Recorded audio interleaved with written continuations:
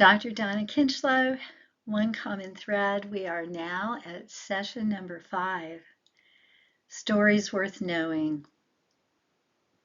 I truly believe stories cement concepts into our hearts and minds better than any lecture. Life experience is a marvelous teacher. The intent of our self-directed course is to help provide you with new thoughts when loss shows up in your life. Session 1, review definitions, characteristics, and truths about loss. The personal loss history from Session 2 gave you the ability to have an honest life review. And Session 3 addressed the kinds of loss along with intensities. Session 4 brought up the trigger of grief. Loss triggers grief. If loss creates an uncontrollable tornado of feelings, the emotional response to that unexpected event of loss is grief. And we will go over that briefly because grief is actually a course all in of itself. And this is the last session of our course. And hopefully these highlights as we go through the stories I share with you will show you how people I have known have found peaceful perspectives despite their true life losses. So I'll be sharing some intimate stories and hopefully highlighting gold nuggets.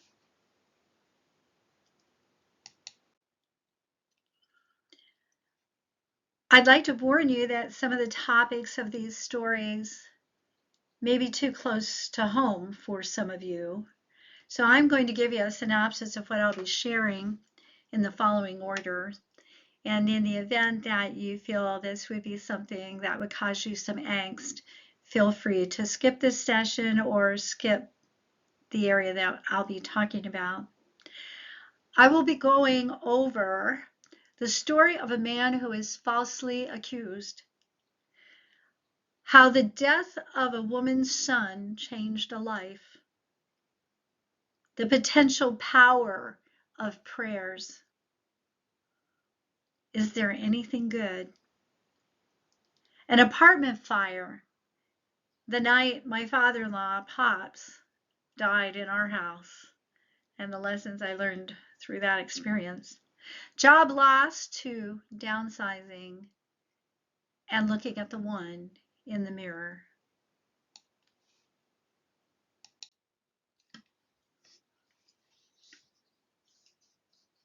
There's nothing worse than being falsely accused. I had a friend who explained his story. It's actually in my self-published book, I Never Walk the Halls Alone. And it tells the story of any man's terror because it is terrifying when you are falsely accused. I'll recap this for you. This man worked for an organization, and he had some of the leaders of administration come into his office and say, "You're being investigated, but we're not going to tell you what it's about. But I want you to know you're being investigated. And as soon as we get our ducks in a row, we'll tell you what our findings are, and we'll let you know what this is." And so this man, Harold, had no idea what was going on, but he felt certain his job was in jeopardy and he was probably going to lose his job. And as the days went on, they finally came clear to him and explained to him that one of the women he had given an evaluation to, which wasn't a glowing evaluation, said that Harold had told her, "If you go out to dinner with me, I'll get you a better evaluation." And he was falsely accused for intimidating this coworker. Sadly, it never happened. He went home. He told his precious wife that he loved. They were both very deep people of faith. And this just broke Harold's heart. He couldn't believe it. But he was a very organized gentleman, and so he kept very good documentation of everything that ever happened when he provided an evaluation for anyone. And as the investigation rolled over and went on for weeks and weeks and months, the angst was really sad. It was so difficult. And Harold living in uncertainty. So what did he lose? He lost his peace of mind. He felt he was going to lose his job. And so he said to his wife, we need to sell all our stock in the company in the event that I end up losing my job. So they went and did all the financial arrangements, and they sold stock from this company, which was really high. It had been exploding, and he sold it all. And then the investigators came to him and said, you know, we found that there is nothing to substantiate this false accusation this woman is laid upon you, and we are finding she's got a pattern that she's done this before, to be moved from one place to another by falsely accusing men. And so Harold was off the hook, and he had some peace. But here's the unbelievable part. It wasn't long after this happened that the stock plummeted. And Harold would have lost a tremendous amount of money had he not sold his stock. So even though it's not fun being in the crucible, being crushed, dealing with uncertainty and wonderment, and that horrible feeling of not knowing if you've done something wrong or not, if you're going to lose your job. But now he and his wife, because they were people of faith, they looked back on this and said, you know, we got to be thankful to God because he protected our future, our financial future. And that is a totally different way to look at the losses. Sometimes during periods of loss, there may be something good that's going to happen later on. You don't feel it at the time, but you might just want to put some of that in your mind, that maybe there's a reason, and maybe you'll find out that loss might have been a blessing connected to it. I'm going to try to get through this next story without crying because it's one of my sweetest stories I've ever received from a patient. I have changed this patient's name. We're going to call her Mrs. Tenderheart.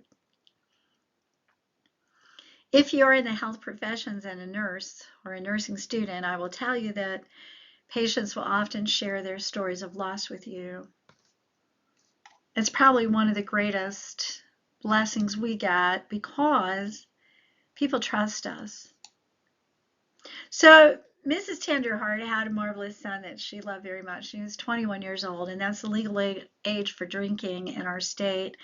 And of course, it was in the wee hours of the morning, and he was driving way too fast and probably swerving all about. And in his rearview mirror, he noticed the police lights and the sirens, and he thought, man, I'm gonna gun it. So he made the choice to try to outrun the cops, which really was not a very good idea.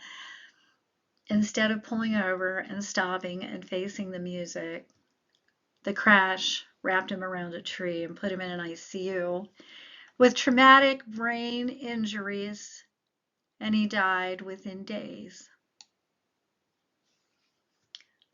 About a month or so, Mrs. Tenderheart received a call from the vice principal of the middle school asking if she would come and talk to the students in the auditorium to try to help them understand that driving and drinking is not a good idea. And Mrs. Tenderheart said, I can do this, but I have two conditions. I cannot do this without tears. And I cannot do this without talking about Jesus. So he accepted her conditions and she went and she told her story. And as a lot of teachers do, if you get a guest lecturer or someone who's going to come and share their heart, kids wrote her letters of thanks. And one of the kids wrote her a novel. He said, Mrs. Tenderheart, I would never want to give my mom and my dad and my aunts and my uncles the heartache and pain that you went through. I will never drink. I promise you, I will never drink. And of course, he wrote his name. And all of these letters touched Mrs. Tenderheart. And years later, she and her husband were greeters at the church. Well, a lot of times if you go to church, there are people that are greeters and they greet you when you go into the sanctuary and they hand you your bulletin and talk with you, shake your hand, meet you. And a good-looking guy with a beautiful suit and tie walks up, shakes her hand, and gives her his name. And it was the very fella that had written the novel. And he'd become a doctor. And he grabbed her and hugged her, and he whispered, I have never broken my promise to you. And so you see, even years later, Mrs. Tenderheart received a blessing from her loss. An unexpected life was changed. She shared that loss. I can promise you that wasn't easy. But you see the outcome of a loss, verbalized, shared, and an intent to prevent other people from experiencing the pain that she did. This loss led to a lasting promise.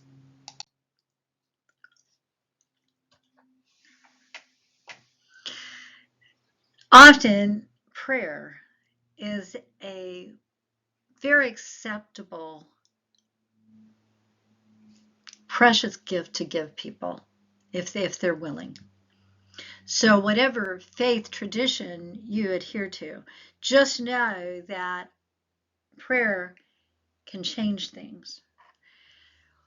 One summer morning, 3 of us walked out of the conference room, 3 nurses, and our secretary was just having a fit. Oh, she was so precious. And we could see that she was anxious and upset and crying, and we gathered around her desk. Teresa, what's wrong? And she told us her little grandson had been on one of those all-terrain vehicles and he had fallen off and he'd hit his head, and they think that maybe he had a bleed in his brain, and she was so upset. And the 3 of us just gathered around and prayed. He was in an ICU at the hospital downtown, so she couldn't be near him. So this was about 7 o'clock in the morning. And at 1, Teresa came finding us. She was so excited. The neurologist had come and read the CT and done another CT and said, I really don't know what they thought they saw. This boy does not have a bleed in his brain. And that's not where the story ends. The story ends at Christmas time. At Christmas time, the 3 of us received a handwritten note from our friend and ward secretary. And she let us know that when we prayed for her, she felt a peace about her that she had never felt before. And because we were people of faith and we never pushed it, we never did anything but love people, she went seeking a church, found a church, got off her antidepressants, was happier than she'd been in a long time. And that near loss changed her life and gave her a life of peace. We had no idea what gathering around and praying for a dear broken woman who is experiencing the potential of a severe loss, how much our action of kindness would affect her. So many of you may believe in prayer. I would say when it comes to loss, don't forget to ponder prayer power.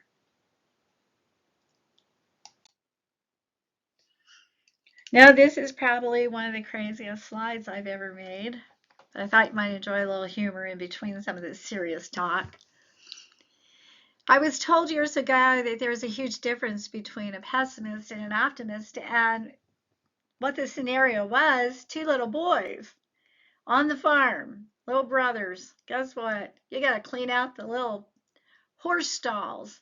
So they're shoveling, and you got the one kid, and he's going, oh, this is terrible. This is so stinky. I can't stand this. Oh, my. Other little guy, shoveling, cleaning. Man, this is so cool. And the little boy that's holding his nose, and the only thing he can do is see stinky poo, says to the other guy, what in the world are you so excited about? And the little boy says, with all this dew, got to be a pony in here somewhere. So we can say to ourselves, when it comes to our losses, are we looking for the pony? Or is the only thing that we see is the horrible, nasty, stinky part of life when loss shows up? There are sometimes good losses. What is our lesson? Can we look beyond the initial loss to try to see, do you have a lesson in this? Is there a life lesson, something that I can learn? Is there something better? Let me share a story. This comes from my book, Life Just Like Mine. I have a chapter about redefining family. You see, my parents had an ugly divorce, and yes, I went through an awful lot of losses, as you know. Parents divorced when I was 12. I had to live with my grandparents, and that was hard. They were older. They were my maternal grandparents. We lived far away from any neighborhood. It was extremely different. But where was the pony? Grandma and Grandpa were afraid of Dad, and they hated him. Well, they were Mom's parents, and she painted Dad to be a bad guy. Dad really wasn't a bad guy. It was Mom. That's another story. But Daddy put it in the divorce decree that we would always go to church. And so what happens is Grandma and Grandpa never went to church. So now we're going to church. We have a whole nother family. We have redefined family. Changes happen because of my losses. We had so much fun. Granddaddy even joined the men's choir. And they read their Bibles. And they began to have a whole new look on life. And I can look back at my loss and see their gain and our gain, that we learned a lot together and changes happen. There are ponies in my loss stories, and there's ponies in yours. Sometimes we just need to look at it. My mom wasn't the best mom, but guess what? These elderly women from the church and from my grandmother's friends, they had great mothering skills, and they loved me, and I'll never forget them. And so there were ponies, precious, precious ponies, despite the stinky poo. Here is another story, and I'll never forget this. When I lived in North Carolina years ago, I sang with a Christian band, and the bass player once shared a story with us. He was at a church service, and the minister had them close their eyes and imagine that their home or apartment and all their belongings were burned. Imagine all your stuff was lost in a fire, all your material possessions. He said, we concentrated on the value of life and how important it is to be alive and what we thought really mattered. And what really matters is the relationships and the friendships, the people that care about you. They really matter. And then one night, when the bass player was turning the corner to go to his apartment, the road was blocked by fire trucks, and you guessed it, sure enough, his building was on fire, and he lost all his possessions. Now, here's the key point to this. Because he had imagined this, because he had thought it through before, he said, you know, it's hard to lose things, but it didn't seem to be as hard for me because I considered the possibility. And I think that's a really wonderful story. It was a little bit easier to accept because he'd already thought about that. I do this with my husband. We talk about, he always says that because I'm a nurse, I'm not afraid of dying and I'm not afraid of death. And I look at death a little different than a lot of people. Well, 44 years of nursing, yes, it's the circle of life. You have birth. Not everyone is going to live here forever. It's appointed unto man once to die. Yeah, well, our life's a vapor. We're here a little while and then we vanish away. You go through a cemetery. That's what Max Lucado says. Go through a cemetery and make your major decisions in your life. Because you know what? One of these days, we're going to be there. And so death isn't scary for me. But I do tell my husband, if something would happen to me, honey, I don't want you to be alone. If something would happen to me, honey, if you can find someone else to love you, I want you to do that because you're going to be hungry and you're going to need a good cook. We can joke about it. But in reality, the more we are able to let people know what we want in our lives when we're here and when we're not, the better it is for them when loss comes their way.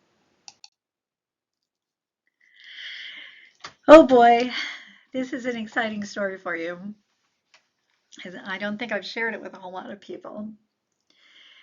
Alan's mom, my husband Alan, when his mom went to the nursing home, Pops, his dad, moved in with us. He had an appointment and got a clean bill of health on the very day he died. He was 96 years old. He was active. He was clear-minded. He was a joy to be around. He never had a daughter. I'm telling you what, I just loved him to pieces. I was already in bed when my husband called me by name, and he never called me by name. I realized it that night. He always calls me honey, sweetheart. And he called out my name. Donna, I think Pops has passed. Oh, he was so upset. I came running, no pulse. Pops had died. I told Alan, call 911. He wasn't able to do it. So I took the phone, I gave all the essential information. We knew Pop's wishes. And that's when the craziness began. Firemen, police officers, EMTs, heaven only knows how many strangers in their gear traipsed through my house. One even knelt by an end table in the family room and opened up a laptop and he started typing and firing questions. And I found that to be kind of odd. And I was going, well, you know, we have a table right here. You can sit here at the table. Oh, he preferred to be kneeling.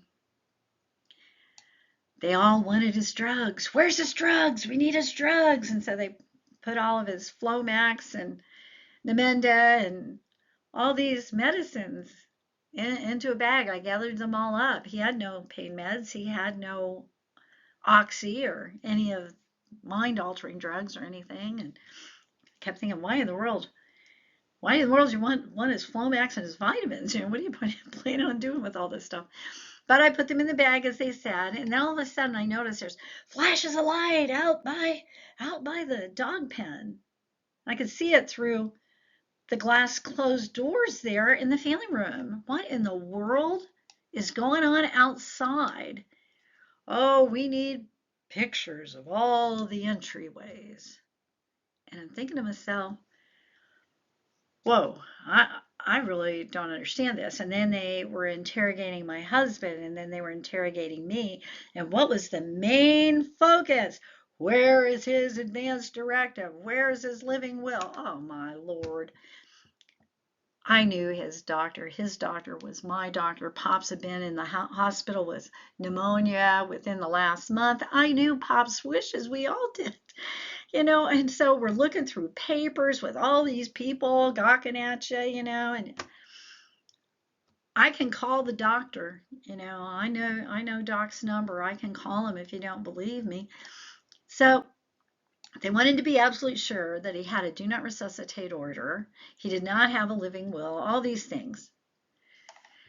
Finally, I just said, I can call the doc. Well, they were okay.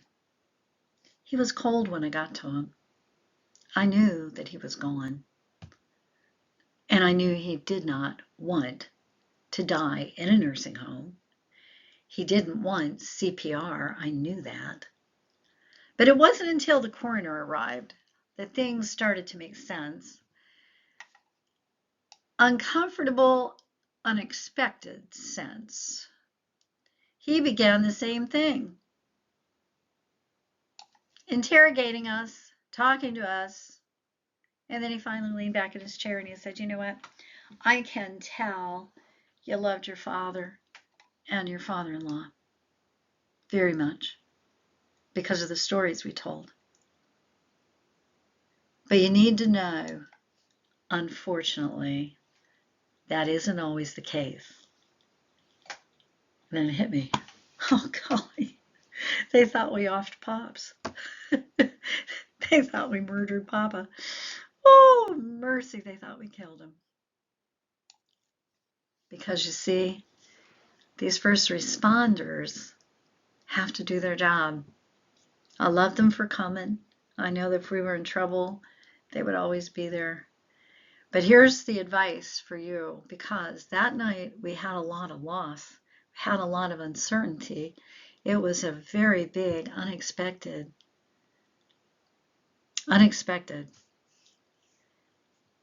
But if you have someone who lives with you and you've brought them into your home, do yourself a favor and get that living will, the do not resuscitate order, and put it on the refrigerator.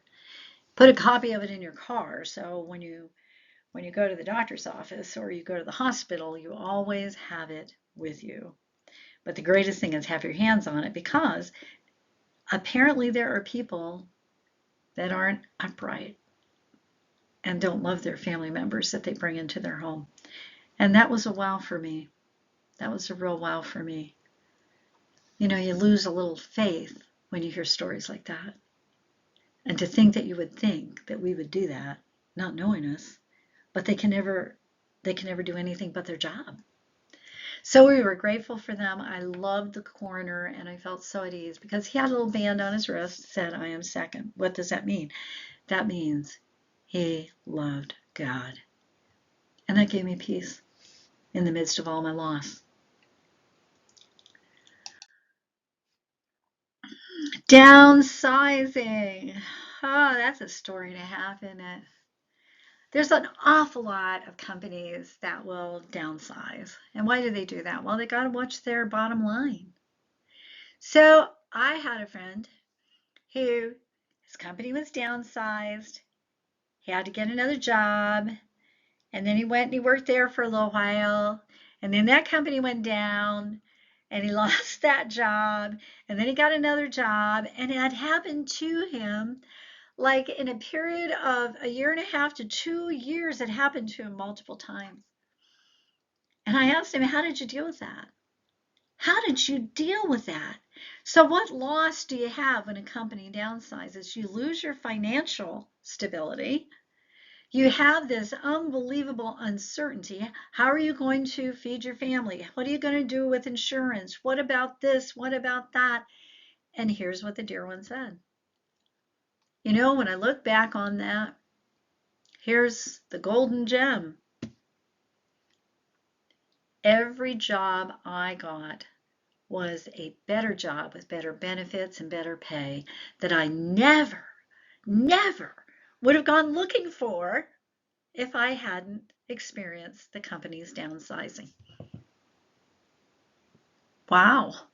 And isn't that true? Sometimes people get in a certain rut and they don't go looking for another job and they don't change. And you say to yourself, okay, that's a loss. It couldn't have been easy every time the companies went down. But there was a good part to that loss. You can lose your self-esteem when you lose your job, even if it's when the company decides to downsize. You may even be the leader or administrator who is required to let the people go. And that can be a loss and a very difficult situation for you to realize that you are taking financial security out of people's hands and out of their lives. That's got to be hard as well. And then again, you may be the one that's let go, and you know it can be a good thing if it forces you to freshen your resume, get out there, and find another job. Self-reflection, mirror image. You know, you look at that lake and you see the clouds in the sky, and yet you see that the lake's reflection is a little bit blurry. The sky and the clouds are very clear when you're looking up and when you're looking down. I have to share a story that a patient's son told me. It really helps you understand mirror image. I had a patient and she was demented, and she was so silly and so fast. She was fast. She wanted to jump out of bed. She wanted to get in her wheelchair. She couldn't walk, but she had one of those wheelchairs where she could pedal with her feet like Fred Flintstone, and she could just whip all around and all around, and she was still able to dial the phone. And so she would call the hospital operator a million times trying to get a hold of her son, John. And finally, the hospital operator called me and said, Donna, this woman's driving me nuts. You got to do something. Oh, Saturday morning, I hated it. John had been there Friday all day, and I worked 12 hours. And here is Saturday morning. I was hoping he could sleep. So I gave him a call. I said, John, I am so sorry, but your mom is having a fit. She wants to get a hold of you. So John comes in, and I'm telling you, he was the kindest man. And I met him in the hallway and told him, I said, your mom is just so calm when you are here, and she is such a wild woman, and I don't want her to fall, so I can't thank you enough for coming, and I hated calling you on Saturday. Well, he came in, she settled down, she went to sleep. I flew down the hall. I did all my assessments, passed my meds on my other 4 patients, and then I brought John a cup of coffee, and I sat with him on the couch, and I talked with him. And I said, John, I'm telling you, this is really amazing. And he told me that this was all his dad's fault. He said, I want you to know, Dad spoiled Mom. Dad was a minister, and he did everything for Mom. He put her up on a pedestal, and he worshiped her and spoiled her rotten. And he goes, even though she's demented, I think she's spoiled rotten, and she's still manipulative, even though she's demented. Like, okay. And I told him I was writing a book. And I wondered, because he was a man of faith. And I wanted to know, tell me a little bit about your life. So you were raised with a minister. Well, guess what? There was a point in John's life when he decided he didn't need faith anymore. He didn't need church anymore. He looked around in church one day and he saw there were nothing but hypocrites. So he said, I decided I was not going to go to church anymore and I am done. I can raise my own kids. We can just do church at home. We can love God at home, and that's all there is to it. I am not going to church anymore. He said it wasn't long after that he started smoking. Wasn't long after that he started drinking. Next thing you know, he was addicted to drugs that physicians were prescribing him. And then he said to his children, hey, you know what? I'm not going to preach to you and tell you not to drink or smoke. If you want to drink and smoke, all I can say is, I have it right here. Help yourself. You don't need to go to the bars and stuff. Just go ahead and drink here at home. And I said, John, how in the world did you ever get back to God? And then he started crying. He says, when I was holding my daughter's hand and she was dying as a severe alcoholic, and after she died, I ran to God, I ran to the church, I ran, and I knew that I could not live this life any longer. Sometimes that reflection, that mirror image of what is creating loss in your life comes from someone else. And for John, it was the death of his daughter. He had lived an alcoholic, addictive life and actually permitted his daughter and his kids to do the same. And when he saw what the results are, that the losses just kind of transferred down, but the loss of his daughter changed his life. And he thought, I can't do that anymore.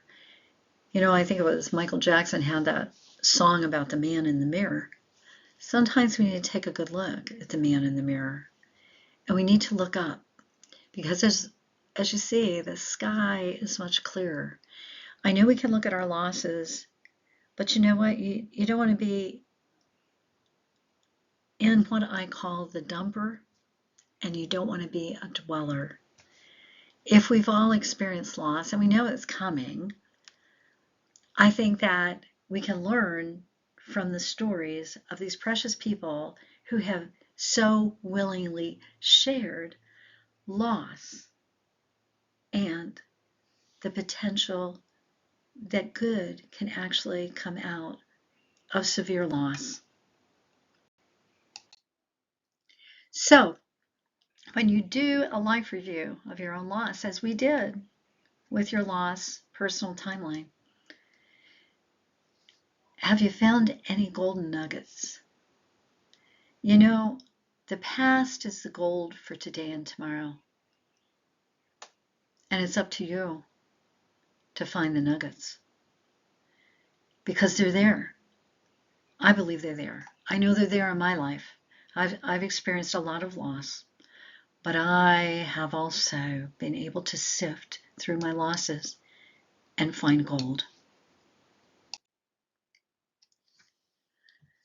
Session 5 is ending. Remember, one common thread. Remember the key points of our lost journey. Maintain a sensitivity antenna for others as well as for yourself. Always be prepared.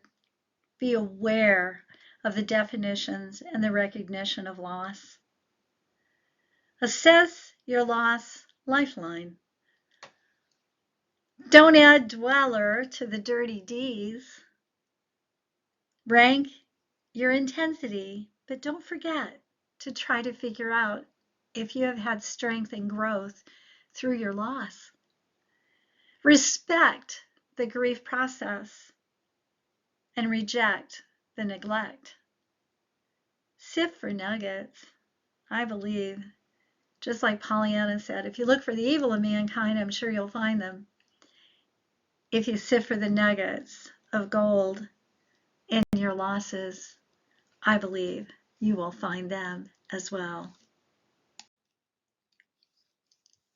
I want to thank you for participating in this course. May peaceful perspectives help strengthen you when loss shows up. Feel free to contact me at info@walkthehalls.com and know that there are multiple stories of loss, strength, and peace found in my books. I have enjoyed this journey with you. May your life be full of blessings, and may, as loss comes our way, may we have the strength to learn from it and help each other. Thank you.